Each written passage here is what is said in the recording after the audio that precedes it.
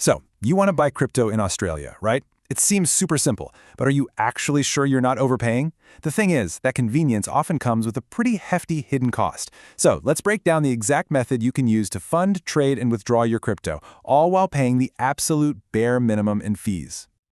Okay, so here's the game plan. First, we're going to pull back the curtain on those hidden costs you might be paying without even realizing it. Then, we'll walk through 3 simple steps: funding for free, trading like a total pro, and then cashing out, also for free. And by the end of this, you're going to have the ultimate playbook to save cash every single time you trade. All right, let's tackle the big one first. You've seen it on every crypto exchange, that big, friendly, shiny instant buy button. And yeah, it's easy, it's fast, but it's almost always the most expensive way to do things. And those fees, they might seem small, but they directly eat into your investment before you've even gotten started. Okay, so let's get into the solution. Step 1 is all about getting your Aussie dollars onto an exchange. And the goal here is really, really simple. We want to do it without paying a single cent in deposit fees. And here's the magic number. The absolute most you should be paying to deposit your money is 0. Nothing. Zilch. And the way you do this is by using PayID or OSKO bank transfers.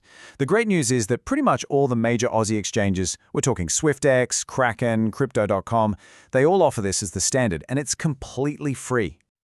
Now this right here, this is the #1 trap people fall into. It's so tempting to just reach for your credit or debit card for a quick deposit, but you could be paying almost 2% just to get your money in the door. I mean, think about it. You're losing money before you've even made a single trade. And you know what? The actual process is super, super simple. In whatever exchange app you're using, you just find the deposit button, select Australian dollars, and then choose the bank transfer or PayID option. The app will give you all the details you need, and you just pop over to your banking app to make the transfer. It's that easy. Okay, a quick heads up here, and this is important so you don't freak out. If you make your very first deposit to a new exchange and the money doesn't show up right away, don't panic. A lot of Australian banks will put a temporary 24-hour hold on it. This is just a standard security thing they do, it's not a fee, and it's not an error from the exchange. All right, buckle up because this is probably the most important part of the whole thing. This is where you're going to save the most cash, the trade itself. We are officially done with that instant buy button. From now on, we're going to trade like a pro, using something called the maker versus taker method. So, to get those super low fees, we need to wrap our heads around this one key idea. See, every trade has 2 sides. A maker is someone who places an order that doesn't get filled right away. It just sits on the order book, waiting. They're making a market. A taker, on the other hand, places an order that fills instantly, taking one of those waiting orders off the book. Just zero in on that fee row for a second. That's the whole story right there. To be a maker and get that rock-bottom fee, you use what's called a limit order, where you set the price you're willing to pay.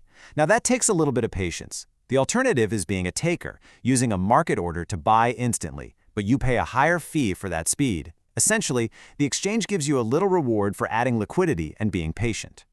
So you're probably asking, okay, that sounds great, but how do I actually do it? Well, you have to venture away from that simple, easy interface and look for the Pro, Advanced, or Exchange part of the platform.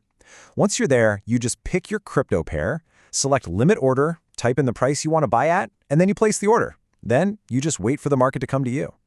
And listen, this is a really important tip, so don't miss this one. The exchanges often deliberately tuck away their lowest fees on these separate, more advanced platforms. So, for example, on Kraken, you have to use the Kraken Pro app. And for Crypto.com, you literally have to transfer your money from the main app over to the separate Crypto.com exchange app to get those amazing maker fees. Okay, so you've gotten your money in for free, you've made your trade like a pro for the lowest possible fee. Now what?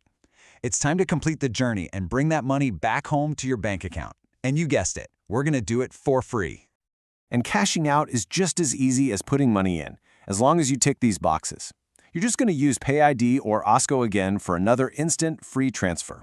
The main thing to remember is to withdraw to the same bank account you deposited from. And don't forget that critical little step for Crypto.com. You've got to move the money from their exchange app back to the main app's fiat wallet before you can withdraw it. All right, let's bring it all home. We've gone through a lot of detail, but it really just boils down to a super simple 3-step playbook that basically summarizes everything we've talked about. And this is it. If you remember one thing from all of this, make it this slide. Deposit your Australian dollars for free using PayID.